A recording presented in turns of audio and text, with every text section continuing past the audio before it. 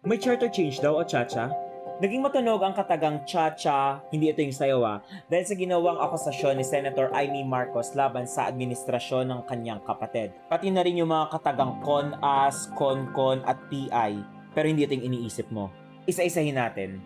Yung charter change o Chacha, ito yung pagbabago ng konstitusyon ng bansa. Si Father Joaquin Bernas, isang legendary constitutionalist, ang nagbigay ng definisyon sa konstitusyon bilang charter o isang foundational document ng isang bansa.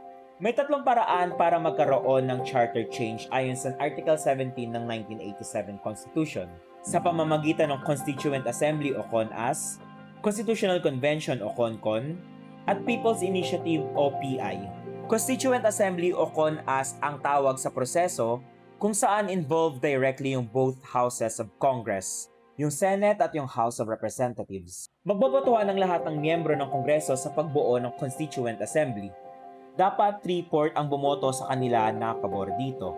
Kalaunan, yung Constituent Assembly, sila yung magbabago ng konstitusyon ng bansa. Sunod naman yung Constitutional Convention o CONCON. Magbobotohan yung miyembro ng Kongreso para magkaroon ng Constitutional Convention.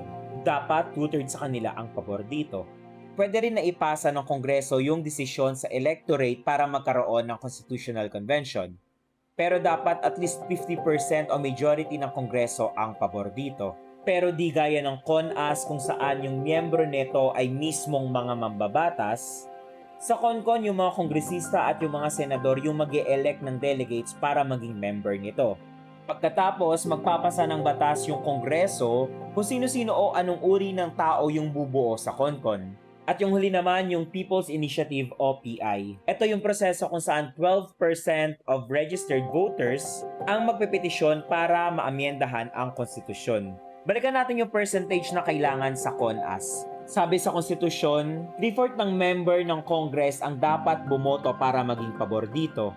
Pero hindi malinaw kung 3/4 ba ng total na members ng both houses ng Congress o 3/4 ba ng dami ng House of Representatives at 3/4 din ng dami ng Senate. Once na makabuo na ng CONCON o CONAS at makapag-propose na ng mga pagbabago, hindi automatic na mababago ang konstitusyon. Kailangan pa muna magkaroon ng plebiscite.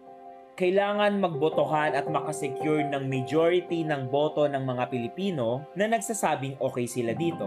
Nung Lunes sa plenaryo sa Senado, inakusahan ni Senator Amy Marcos ang administrasyon at mga kaalyado ng kanyang kapatid, ni President Marcos, na nagsusulong di umano na baguhin ang konstitusyon. Maraming aspeto ang pwedeng baguhin sa konstitusyon, political, economic at iba pa.